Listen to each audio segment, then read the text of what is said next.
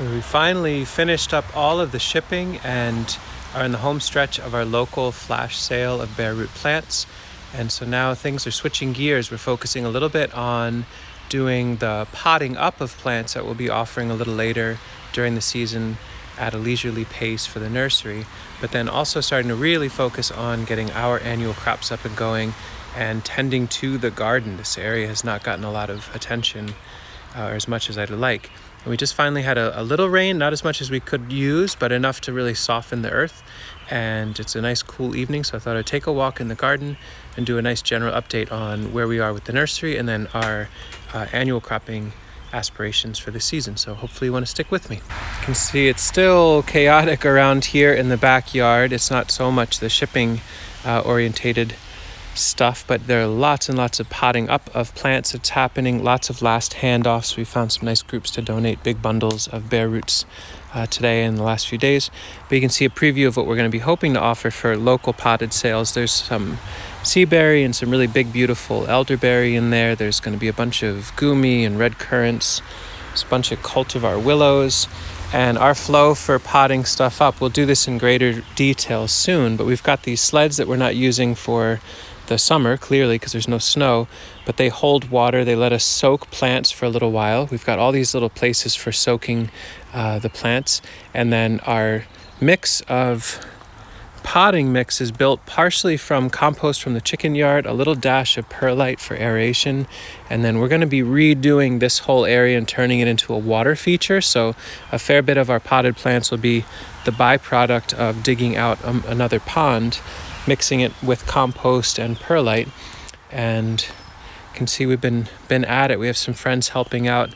Tons of honeyberry in there, the gumis, the seaberry, some Siberian peach. It's kind of fun. And we'll try to share some notes on what that flow looks like when we have another group project with some folks over, maybe get some video shots of everyone together. It's a nice layout. It's really low tech. It's off grid, which is sweet. You can pull water from a little pond or drainage ditch to do this kind of work. And it's been functional for us for many, many years.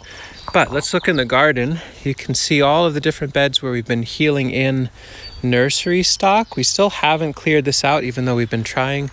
We've moved thousands and thousands of shrubs and trees, but there's still bundles in there that we need to either donate to folks or hand off or find homes for or pot up. But you can see as we go through, we're getting close. Like there's just a little clump of osage in there. And then other than that, this whole bed gets to transition into our annual cropping system. So soon enough, we'll be transplanting in the center cuttings from some high-value cultivar varieties of the seaberry and autumn olive and hardy kiwi and the like. That's kind of our common plan, is to plant the middle of the bed with nursery stuff, and then we'll be seeding and transplanting annuals for our own eating on the edges. Sasha went through and put pea seeds all along right at the bottom of the fence, and at every post I transplanted in a little Hablitzia. And we'll see how that works, but I'd like the idea of a nice dense green wall of vining vegetation that we can harvest from, and then some peas running through for nitrogen. We've got crate after crate of leftovers. There's little chopped up bits of the tips and ends of sorrel and Turkish rocket and rhubarb and horseradish that when we were shipping there were leftover pieces, so we just potted them all up communally. We have them near the high tunnel so they can stay nice and warm, and if they work they'll get transplanted out.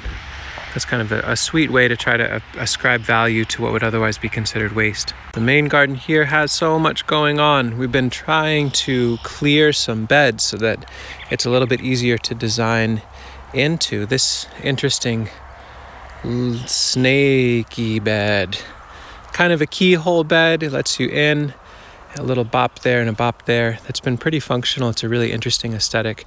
And again, that same pattern of some bigger plants in the middle. In this case, it's mainly greens, but taller greens. We have Korean celery planted through the middle down the line here, and we have some other nursery crops in the center here, and then the edges with lettuce and claytonia and kale and collards. We'll be transplanting in parsley and probably seeding cilantro to these edges as well. There are some beds that are a little hard to know what we can do with. Like in here, such a mix. There are resprouts of ranch elderberry. This used to be where one big ranch elderberry was growing, and so I'm hard pressed to want to dig them out or remove them at this point. So we'll just let them grow. We'll try to harvest our way through the dandelions and the purple dead nettles and enjoy some salad from the mosh. But then there's all sorts of characters in here. There's tarragon throughout. There's more sprouts of elderberry. There's a little stool bed of Antovnica apples. With this sort of diversity and complexity, it can often be, it's lovely and it's wonderful and feels reassuring. And also we bump up against, eking out just enough room to put in a cabbage or two, or maybe just a cauliflower in there. We're always kind of scrambling for a little bit of square footage for our annual crops in and amongst the complexity, the awesomeness, but definitely the complexity of these nursery beds. There's some really beautiful perennial characters that have been really reliable. The lupin, really stunning after a rain. All those little droplets of water focus in the middle. They're such beautiful plants. They come up really early. Good tap-rooted nitrogen-fixing perennial. And then one that we've been just learning about, which is Sochan. It's a Rudbeckia family green that is an edible raw green and also something you can cook. Our dear friend Eric shared this plant with us 2 years ago, and they expand, they sucker, they spread, they drop seed. So we've been trialing them in wet contexts and full sun, partial shade. They seem to thrive wherever. The deer love them, so there's something there, but they are a tasty green. Sochan, pretty neat perennial, and it's just so productive this early in the season. There's this beautiful lump of nettles back in here. Sasha comes out most days to trim it back. You can see it's getting buzzed. She comes out to cut a bunch of the tips to cook with eggs or meat or whatever else is going on.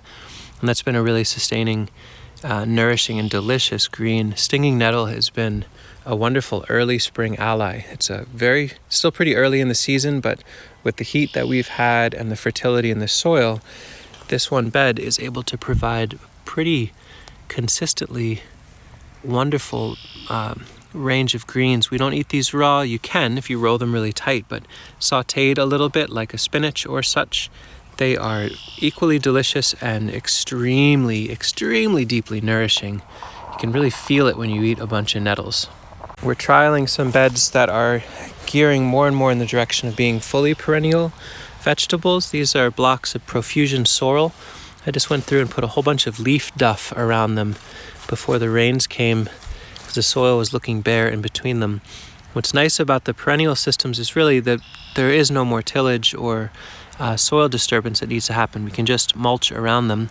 And so we put in plugs of rooted perennial kale in here as well. So the idea is, can this bed fill out fully, not need any work other than harvesting, with a sorrel around the boundary and kales in the middle?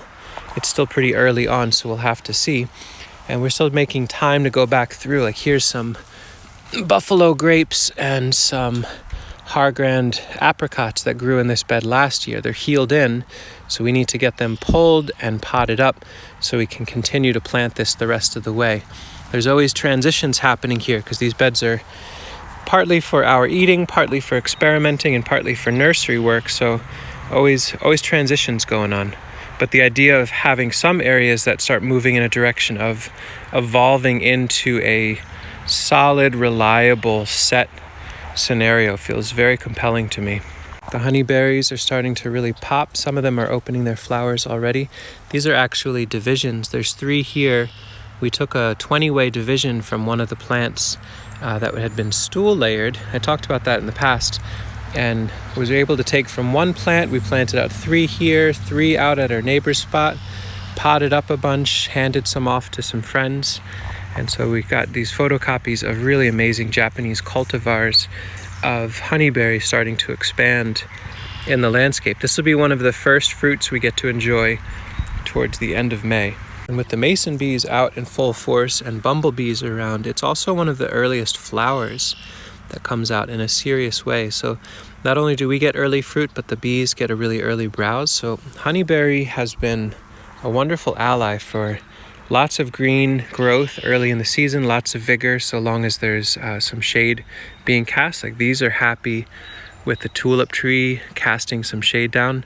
We didn't establish that guild. The tulip tree showed up and we realized that they were a little happier for it.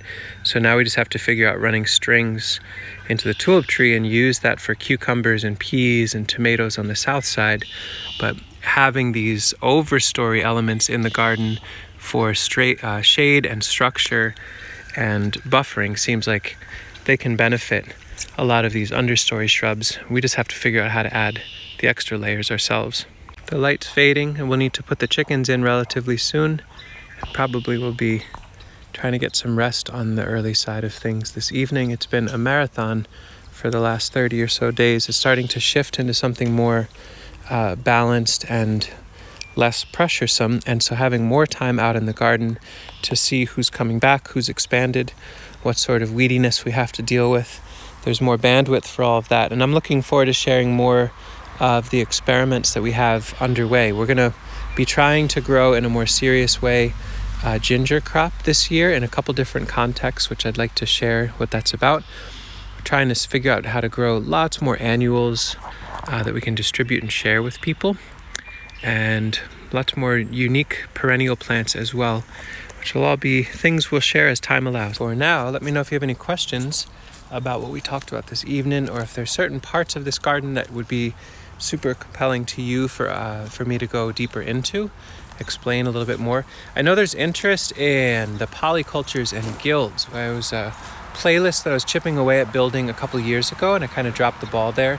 But I think now that things are greening up a little bit more, but it hasn't filled in so much, it might be a sweet spot to do those. So tomorrow I'm going to be at our Trumansburg spot where there's some 10 to 13 year old guilds, and maybe I'll try to document how those have been evolving over time and dissect some of those relationships. But if there's other aspects of this garden that you'd be interested in seeing more, let me know and I'd be happy to do a more focused wander. But for now, have a wonderful rest of your time of whatever part of the day it is. Take care.